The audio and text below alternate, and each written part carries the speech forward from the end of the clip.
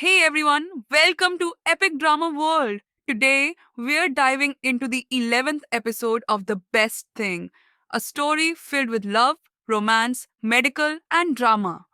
As Isuya hurried over in a panic, intending to explain, Shen Sifan suddenly changed the topic and asked about the dragon bone on his keychain.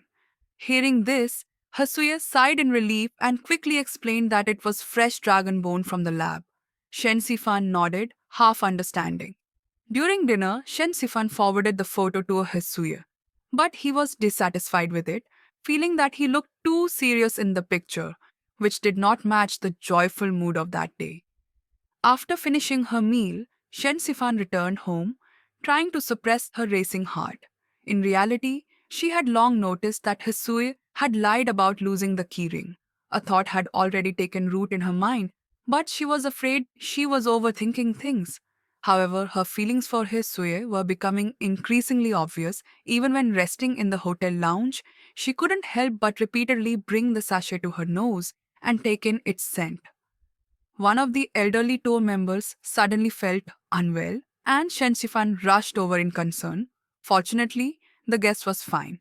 She had simply joined these tours frequently because her children were not around. Meanwhile, Shenshifan noticed that Shu Shangya and Li Jie were chatting frequently on WeChat and worried that Shu Shangya might be interested in Li Ji and end up giving up on Lin Yishan. However, Shu Shangya reassured her, saying that Li Jie was not her type.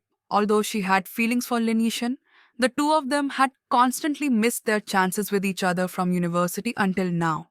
Perhaps it was just fate, or maybe their emotions were never deep enough. That night, Shansifan's parents specially prepared a medicinal soup for her. Thinking of the lonely elderly woman, Shansifan took the initiative to ask about her parents' health. Soon, the hotel successfully sent off the elderly tour group. Exhausted, Shansifan collapsed onto her bed the moment she got home, only to wake up the next morning with a severe stiff neck. Having no other choice, she went to Hesuye's clinic. Under Hesuye's treatment, she cried out in pain, but her stiff neck improved significantly.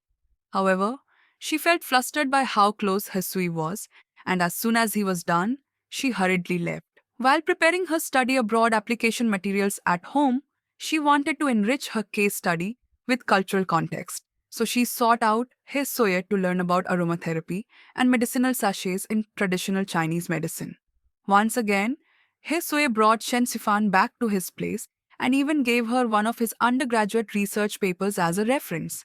With his help, Shen Sifan revised her application materials, and a warm atmosphere filled the space between them. Finally, she completed her submission, and after Hisuye helped her review it, she sent it to the study abroad agency. At that moment, the agency suddenly called Chen Sifan. She quickly stepped out onto the balcony to take the call. When she returned to the living room after hanging up, she found Hisui had fallen asleep on the sofa. Originally, she wanted to remove his glasses for him, but just as she reached out, the book in Hisui's hand slipped, causing his arm to drop behind the sofa. Startled, Shenzifan lost her balance and accidentally fell onto him. Now face to face in close proximity, Shenzifan's heart pounded wildly. Just as she was about to lean in for a kiss, the doorbell rang, shattering the moment, forcing herself to stay calm. She went to open the door, while Hesue immediately opened his eyes, visibly frustrated. The visitor was none other than Li Jie, who had come to ask Hesue for help reviewing his paper. Seeing this, Shen Shifan quickly made an excuse and left.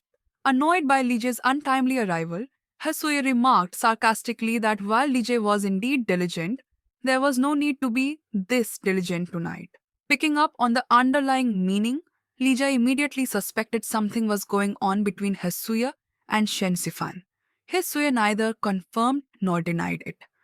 Meanwhile, as Shen Sifan rode the elevator back home, she replayed the scene in her mind, feeling her face heat up as if it were on fire. At that moment, she became even more certain. She truly liked Hasuya.